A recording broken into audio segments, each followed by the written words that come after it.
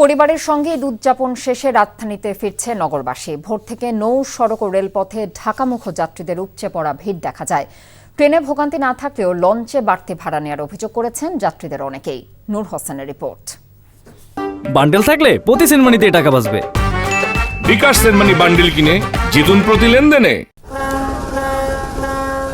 ভোর থেকে সদরঘাট লঞ্চ টার্মিনালে বরিশাল, ভোলা, চাঁদপুর সহ দেশের বিভিন্ন জেলা থেকে ঢাকামুখ মানুষের উপচে পড়া ভিড় দেখা যায়। আপনজনের সঙ্গে ঈদের আনন্দ ভাগাভাগি শেষে জীবিকার তাগিদে এই নগরীতে ফিরছেন সবাই। যাত্রাপথে তেমন ভোগান্তি না থাকলেও সিন্ডিকেট করে লঞ্চের বাড়তি ভাড়া আদায়ের অভিযোগ করেছেন যাত্রীদের কেউ কেউ। আসার সময় একটু ভোগান্তি হয়েছে, টিকিটও বেশি নিয়েছে 100 টাকা করে। নর্মালি ঈদের আগে গেছি তখন ভোগান্তি হয় নাই, আর আসার সময় ওরকম কোনো ভোগান্তি হয় নাই। কেবিন নাই, কেবিন আগে ওরা বুক করে সিন্ডিকেট করে নিয়ে গেছে। পরবর্তীতে একটা ডেকের একটা তোষক দিয়েছে, 2টা বালিশ দিয়েছে, 1000 টাকা নিয়েছে শুধু এক্সট্রা। তারপরে যে টিকিটের ওইভাবে সিন্ডিকেট আছে প্রত্যেকটা স্টাফের। একই চিত্র রাজধানীর কমলাপুর রেল স্টেশনে। ঈদ শেষে কর্মব্যস্ত নগরীতে ছুটে আসছেন রাজধানীবাসী।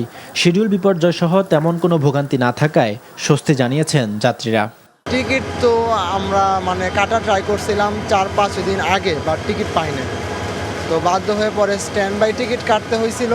সেটাও আবার আপনার সিটের দামে প্রায় 400 টাকা করে গেছে। এটা খুব আমরা সানন্দে কাটাতে পেরেছি। যাওয়ার সময় তেমন কোনো প্রবলেম হয়নি, এসেছিও খুব নিরাপদ এবং শান্তিতে।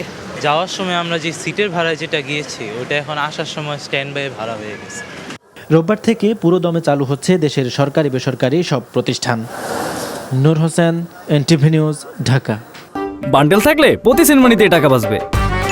বিকাশ সেনমানি বান্ডেল কিনে জিতুন প্রতি লেনদেনে।